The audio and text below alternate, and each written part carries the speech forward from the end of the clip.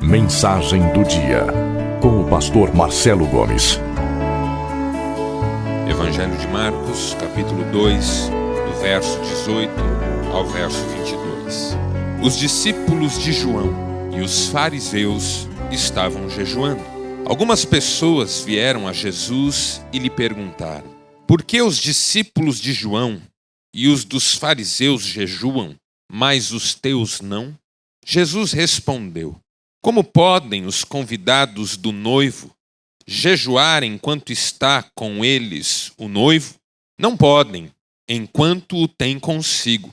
Mas dias virão, quando o noivo lhes será tirado, e nesse tempo jejuarão.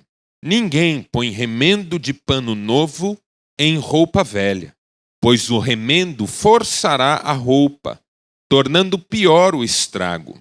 E ninguém põe vinho novo em vasilha de couro velha.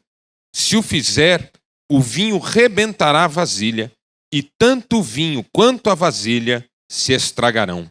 Ao contrário, põe-se vinho novo em vasilha de couro nova. Louvado seja Deus pela sua palavra. Você já deve ter ouvido que a diferença entre o remédio e o veneno, muitas vezes, é apenas uma questão de dosagem.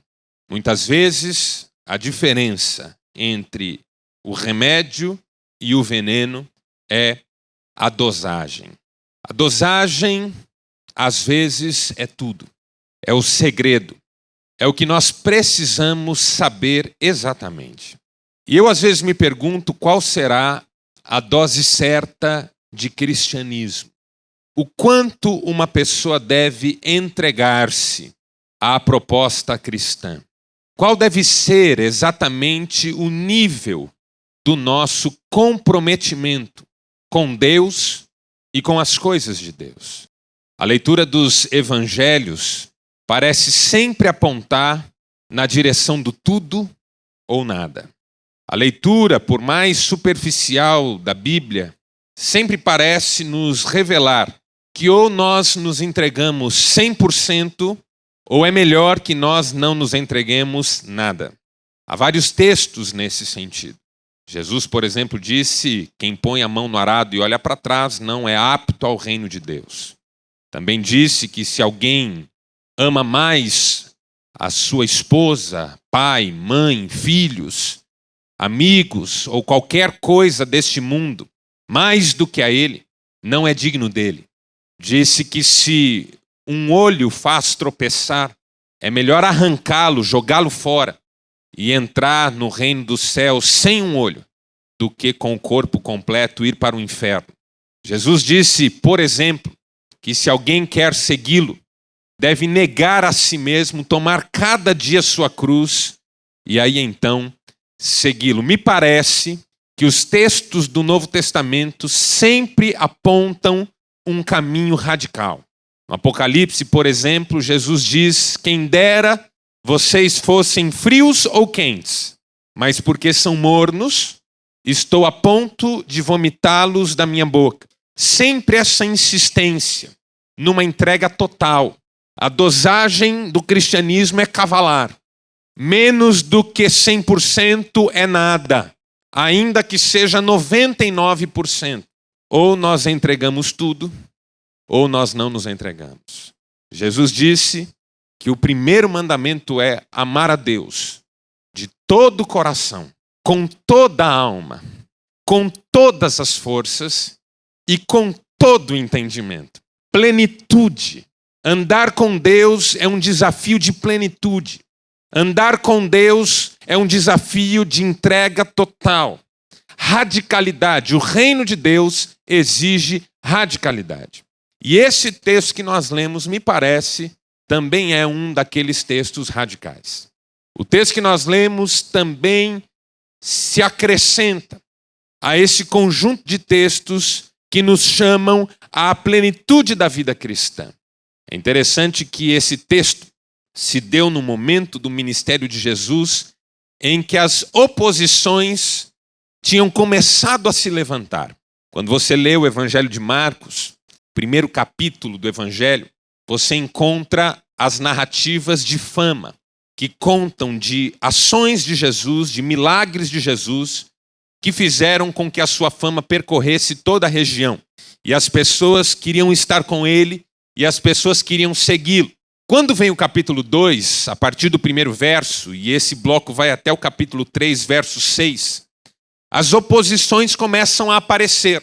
Jesus continua realizando a sua obra, mas a reação não é tanto mais uma reação entusiasmada, festiva. As oposições, as contrariedades, as acusações já começam a aparecer.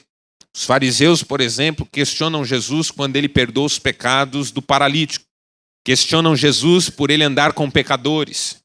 Questionam Jesus por ele fazer aquilo que não é lícito fazer em dia de sábado. E esse texto compõe essa série em que o ministério de Jesus passa a ser questionado. Por que é que você faz as coisas desse jeito e não do jeito que nós aprendemos a fazer? Por que tanta novidade? Por que tantas mudanças? Por que movimentar o nosso lugar de conforto? Por que ferir frontalmente a nossa tradição? Por quê?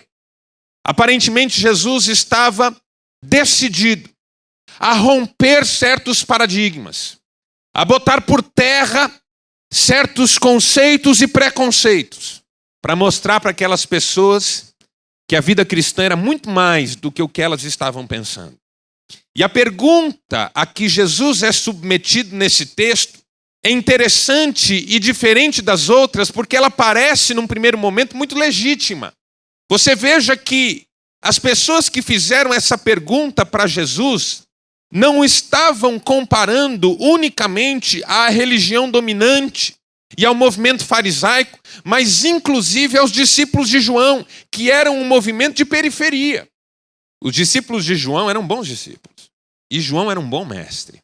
E o ministério de João estava intimamente ligado ao de Jesus. Jesus falou muito bem de João. E os discípulos de João estavam tão focados na questão do reino, que houve um momento na trajetória deles que eles perguntaram para João: devemos continuar seguindo você ou vamos seguir esse que todos estão começando a seguir? E a resposta de João foi brilhante, dessas que precisam estar prontas nos nossos lábios. Importa que ele cresça e que eu diminua. Então, quando a pergunta associa os discípulos de João aos fariseus, a questão não é mais uma questão preconceituosa, institucional, revanchismo, vingança, inveja, mágoa, ódio, não. É uma pergunta séria. A curiosidade é legítima. As pessoas observam o comportamento dos discípulos de João, observam o comportamento dos fariseus também, por que não? E percebem que há um vínculo, um fator comum, que também não é nenhuma loucura, nenhum tipo de absurdo. Pelo contrário, é uma prática genuína, importante, bonita. É o jejum. As pessoas observam os discípulos de João e os fariseus e percebem que ambos os grupos jejuam. Mas o grupo de Jesus parece não jejuar. Aliás, se eu vivesse naquela época, era do grupo de Jesus que eu queria participar. Estava sempre comendo, na hora e fora de hora. Dá fome no povo. Jesus entra com eles num milharal e começa a colher as espigas. E é dia de sábado. Duas coisas que não poderiam ser feitas. Primeiro, não se podia colher em dia de sábado. E segundo, não se podia colher do pé. Os visitantes das lavouras, principalmente os pobres, tinham direito a apanhar espigas e um pouco da produção desde que isso tivesse caído no chão. Mas não assim arrancar do pé. Mas a fome era tanta. E aí quando questionaram Jesus sobre esse procedimento, ele disse: vocês não leram o que fez Davi quando entrou no santuário e comeu os pães da proposição que só os sacerdotes estavam liberados? Em outras palavras, quando a fome bate, meu querido, Deus por todos, cada um por si. Vamos comer. E era peixe num dia, e era pão no outro. O dia que Jesus quis demarcar o seu sacrifício, o que ele escolheu? Uma refeição. Tá aí um grupo que eu queria participar. Comiam o tempo todo. E aí isso chamou a atenção dos observadores. Esse povo só come. Eu olho para os fariseus, estão sempre em jejum. Eu olho para os discípulos de João, estão sempre em jejum. Eu olho para os discípulos de Jesus, estão sempre mastigando. Alguma coisa está errada. Por quê? E aí essas pessoas vão até Jesus. Por quê? Por que os discípulos de João jejuam, os fariseus jejuam e os teus discípulos não? A resposta de Jesus chama a atenção não para a prática em si, mas para a sua motivação. Porque qual era, historicamente falando, a razão fundamental do jejum judaico nesse período? Todos os grupos religiosos desse período jejuavam. Mas eles não jejuavam de graça. Eles não jejuavam porque queriam alimentar uma espiritualidade disciplinada. A grande motivação do jejum no período em que Jesus viveu aqui era acelerar a vinda do Messias. Os judeus, principalmente do pós-exílio, identificaram no jejum e nas práticas cerimoniais precisas um jeito de adiantar, acelerar a vinda do Messias. Você tem que lembrar que desde o exílio na Babilônia, os judeus nunca mais tiveram um período de autonomia e independência nacional. Houve um período de interdependência, quando da revolta macabaica, antes da chegada do Império Romano. Os judeus até tiveram alguma liberdade política, mas não econômica. Não tinham autonomia de fato. E a grande expectativa que esse povo tinha era que o Messias viesse para restaurar o reino e para devolver Israel ao seu lugar no cenário internacional. Então, quando o exílio acabou e o povo começou a encontrar dificuldades na reconstrução da sua história, os religiosos identificaram no jejum uma espécie de exercício espiritual que funcionaria para que o Messias se sensibilizasse e viesse mais rápido. Então eles jejuavam para que o Messias viesse. E aí quando eles perguntam para Jesus, por que os teus discípulos não jejuam? Jesus responde, porque eles não precisam. Como é que eles vão jejuar se o casamento é chegado e o noivo está presente?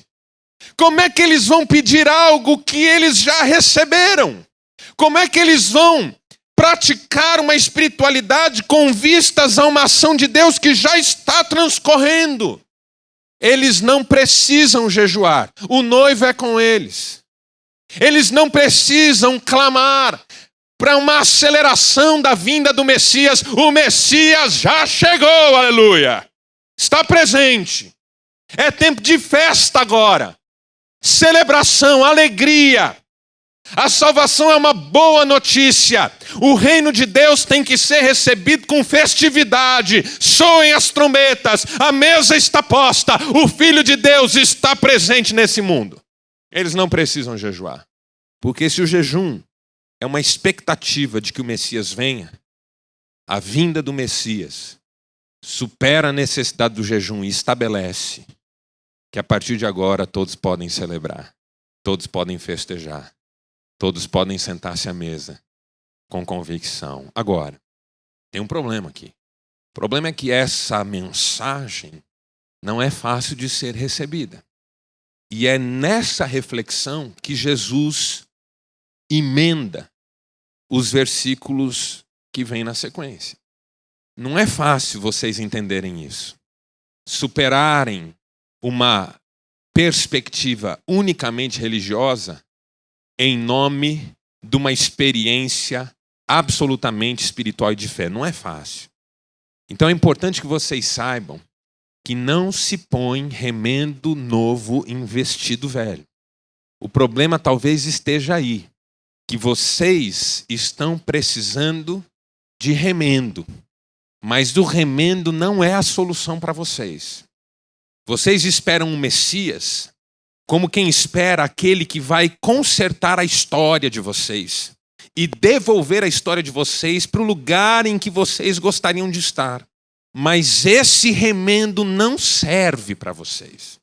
Porque é como alguém que coloca um remendo de pano novo numa veste velha. O pano novo ainda tem uma rigidez. O pano novo ainda tem características que o velho perdeu. E à medida em que você fizer essa costura, o pano novo vai puxar o velho e o velho vai romper ainda mais. O mesmo vale para o vinho. Não dá para pegar o vinho novo e colocar num odre velho. Aquele odre já usado, já exposto a todas as funções do tempo, não pode mais receber aquele vinho novo que ainda se fermentará, porque o odre vai romper. E você vai perder o odre e vai perder o vinho. É preciso pôr pano novo em vestido novo. E vinho novo em odre novo. Não dá para misturar. A grande verdade aqui é que a mensagem do reino e a novidade da vida cristã não cabem na velha vida dos padrões religiosos. Não combina. Estraga. Qualquer coisa parecida com vida cristã que não seja, arrebenta com a vida do desavisado. Vai fazer mais mal do que bem. Cristianismo parcial faz mais mal do que bem. Entrega com reservas faz mais mal do que bem. Você pegar essa mensagem nova do reino de Deus e tentar apenas acrescentá-la à velha vida que você leva, como se fosse um apêndice daquela vida que você já tem, isso vai te destruir e não te salvar. Essa é a mensagem desse texto. O problema dos olhos fechados, da religião dominante na época, do coração endurecido, é que essa vida velha estava impossibilitando aquelas pessoas de receberem a nova mensagem. E não dava para fazer um remendo. Não tem como remendar. Não dá para remendar. Ou a vida é nova para receber a nova mensagem, ou a vida é velha, a mensagem nova vem como uma espada afiada que arrebenta com o coração e se perde tanto a mensagem como o vaso. O que Jesus está dizendo é que já passou da hora da gente ter uma experiência real de transformação. A questão não é o quanto você gosta do cristianismo. A questão não é quantos princípios cristãos você já conseguiu incorporar à sua vida comum. A questão é se você já nasceu de novo ou não. A questão é se você já entregou sua vida a Jesus ou não. Não há outra questão. Cristianismo por partes é o fenômeno inverso do veneno. A dosagem menor é que mata, porque não tem força suficiente para salvar. A salvação não é um conjunto de lições que a gente aprende e põe em prática. A salvação é uma renúncia que dá lugar a uma vida diferente. Vivo não mais eu, Cristo vive em mim. E esse viver que agora vivo na carne, vivo pela fé no Filho de Deus que me amou e assim mesmo se entregou por mim. Louvado seja o nome do Senhor. Tem duas lições nesse texto que eu gostaria de compartilhar com você. Primeira, que enquanto nós não passarmos por uma profunda experiência de transformação, nós vamos continuar olhando para as pessoas e não para Deus. Essa é a primeira lição. Enquanto nós não passarmos por uma profunda experiência de transformação, nós vamos continuar olhando para as pessoas e não para Deus. O texto começa com uma comparação. Gente que está fazendo a cartilha religiosa, mas cujos olhos estão fitos nos outros. E isso é deprimente.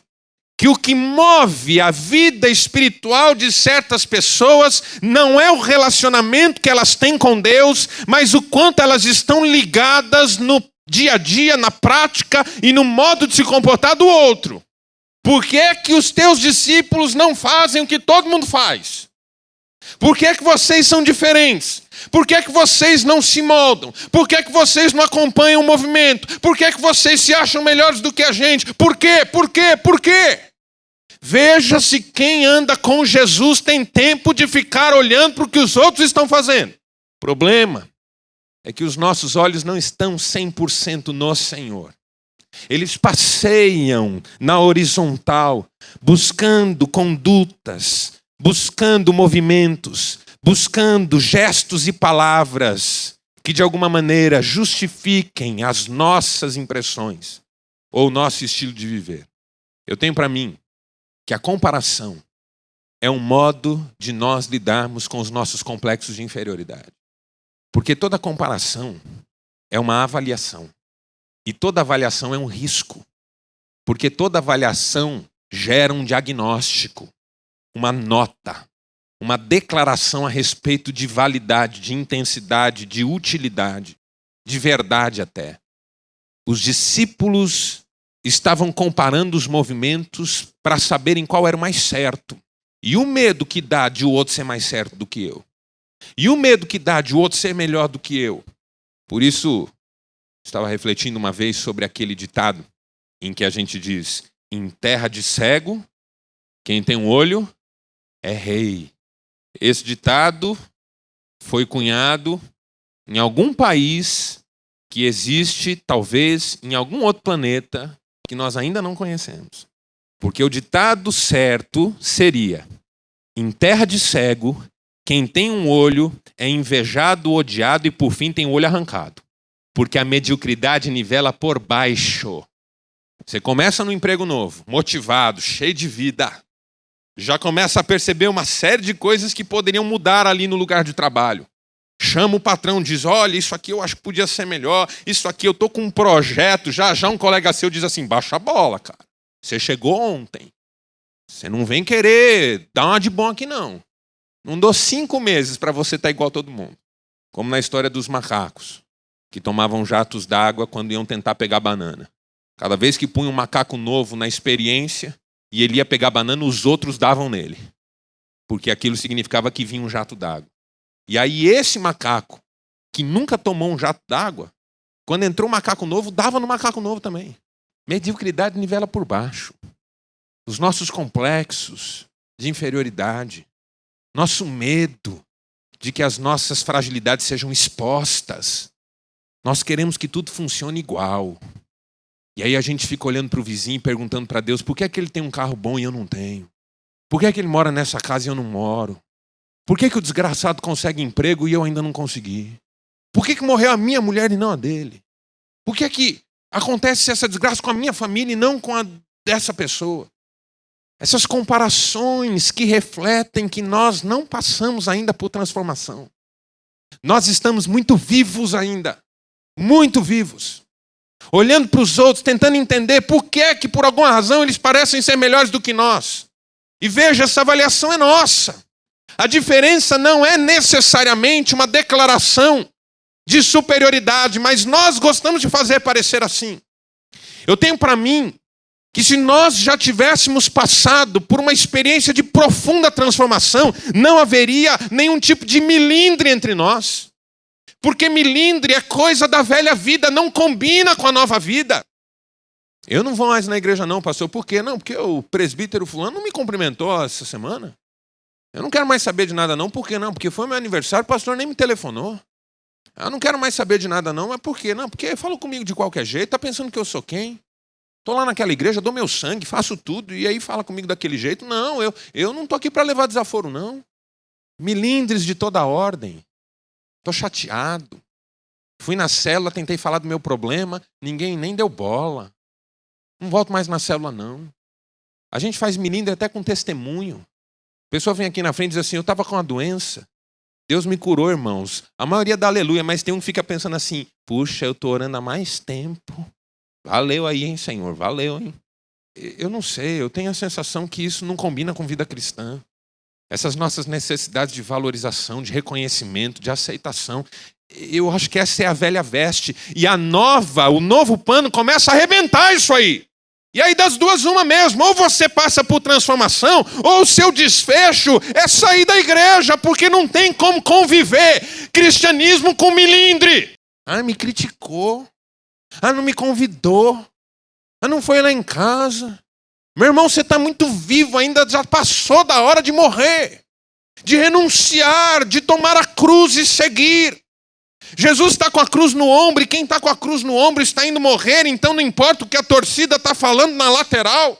As pessoas jogam coisas nele, xingam, gritam, e ele está focado. E aí alguém vem e diz assim, coitado. Ele diz, não chorem por mim, chorem por vocês. Porque eu não sou vítima, eu estou vivendo o plano do meu Pai. Vocês é que são vítimas dos seus próprios milindres, ignorância, preconceitos, dificuldades, coração fechado. Chorem por vocês, por mim não. Se nós formos pegar na Bíblia todas as frases duras que Jesus disse, cristianismo não é para qualquer um não. Um dia Jesus está pregando, vem um sujeito e diz assim, Senhor, ordena que meu irmão divida comigo a herança que é nossa. Você lembra como Jesus responde? Tradução da Nova Linguagem de hoje do pastor Marcelo. Quer que eu tenho a ver com isso? Quem me constituiu juiz ou partidor entre vocês? E aí ele olha para os discípulos e diz assim, cuidado com a ganância. Ou seja, ainda está chamando o sujeito que veio pedir ajuda de ganancioso. Nós conversávamos sobre algumas palavras duras de Jesus no Novo Testamento. Como, por exemplo, olhar para Pedro. Pedro era o seu companheiro. Ele olha para Pedro e diz assim, arreda Satanás. Não cogitas das coisas do céu, mas das coisas da terra. E aí nós conversávamos entre os pastores e chegamos à seguinte conclusão. Se nós nos comportássemos como Jesus se comportou, nós estaríamos desempregados. Porque normalmente a igreja quer que nós falemos sobre Jesus e não que nós vivamos como Jesus. Porque viver como Jesus é muito complicado. É não dar trela para aquilo que é periférico, menor, bobagem, e chamar aqueles que realmente querem participar do reino de Deus à morte e à nova vida. Quem não comer da minha carne e não beber do meu sangue não pode ser meu discípulo. As pessoas começam a ir embora. Se fosse eu ia dizer, gente, fica, vocês entenderam errado. Vamos voltar. Peraí, deixa eu explicar melhor o que eu tentei dizer. Jesus olha para os discípulos e diz assim, vocês não querem aproveitar o ensejo, não? A porta da rua é a serventia da casa. Quem não quiser ficar, pode pegar o chapéu e se mandar. Aí Pedro diz, não, pelo amor de Deus, mestre, não. Para onde nós iremos? Eu acho que esse é o sentimento de quem está na igreja cristã. A igreja cristã não é maravilhosa, não é pura, limpa, sem pecado, sem problema. Tem frustração, tem gente errada, tem gente que não tem moral para falar o que está falando e está falando. Talvez seja até o meu caso. Certamente é o meu caso. E não riam vocês aí. Vocês não conhecem minha vida. Só que a gente está aqui porque a gente não tem para onde ir. De Jesus a gente não solta mais. Só Ele tem as palavras da verdade. Então não tem lugar. Eu acho que não tem lugar para a gente ficar olhando um para a vida do outro. Não tem lugar. Se nós não passarmos por uma experiência de profunda transformação, nós vamos continuar olhando para o outro, ao invés de olhar para o Senhor. Segunda lição. Se nós não passarmos por uma experiência de profunda transformação, nós continuaremos praticando religiosidade em absoluta desconexão com a realidade. Absoluta desconexão. Olhe só o que os discípulos de João e os fariseus estavam fazendo e o que eles não estavam percebendo. Por que nós jejuamos e vocês não? Jesus diz, porque o motivo do jejum foi tirado. Ora, por que mais seria? O jejum é bíblico, o jejum é bênção, o jejum é mandamento, o jejum alimenta a alma, o jejum inspira, o jejum é maravilhoso. Agora, eles não jejuam porque não há razão nenhuma de fazer isso nesse momento. Eu estou com eles. Imagine que Jesus fosse até a sua casa. E aí ele dissesse assim para você, filha, faz aquele bolo que só você sabe fazer e vamos comer ele juntos. Aí você responde assim, mestre, puxa, que pena, hoje eu não posso. Por que não?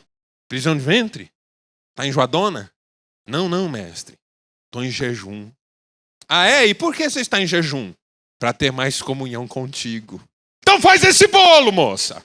Brincadeira à parte, e bem à parte, é o que Jesus está dizendo. Se o jejum é para andar comigo, eles já estão andando. Então eles não precisam jejuar mais. Se o jejum é para deixar mais perto de Deus, então é melhor que esteja perto de Deus. porque senão não vai adiantar nada fazer jejum. Se o culto é para a gente entregar tudo nas mãos do Senhor e aprender a confiar, então não faz nenhum sentido vir ao culto e viver a semana como se nada tivesse acontecido no domingo. Se ouvir a palavra é para a gente dar glória a Deus e mudar de vida, não adianta nada saber a palavra de cor e a vida continuar igual. Essa prática religiosa desconectada da realidade, em casa não tem palavra abençoadora, não tem mão amiga, não tem nada, mas na igreja passa de espiritual. Não funciona.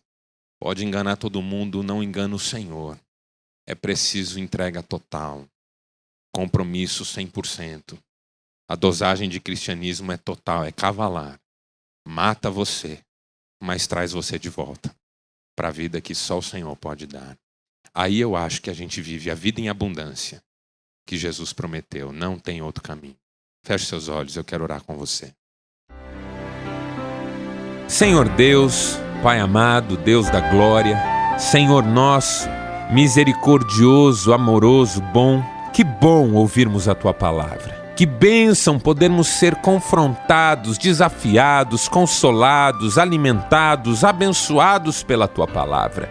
Que maravilha podermos sentir a nossa sede saciada e as nossas necessidades supridas pela Tua palavra. Tua palavra que é mais doce do que o mel, Tua palavra que é mais valiosa do que o ouro, muito ouro fino, Teus decretos desejáveis, Tuas ordenanças todas justas, Tua lei perfeita. Que maravilha podermos conviver com a extraordinária palavra do Senhor. De forma que a nossa oração agora, ó Deus, é para que o Senhor nos ajude a colocar em prática a Tua palavra. Tua palavra precisa descer ao nosso coração, às nossas entranhas, fazer com que todo o nosso organismo viva uma nova dinâmica em função da Tua palavra e que a nossa vida glorifique o Teu nome, Senhor, o nome do Teu Filho Jesus, para que as pessoas olhem para nós e consigam perceber em nós, nas nossas vidas, esses ensinamentos da Tua palavra. Fica conosco, ó Deus. Obrigado por esta hora. Nós louvamos o Teu nome, em nome de Jesus Cristo. Amém.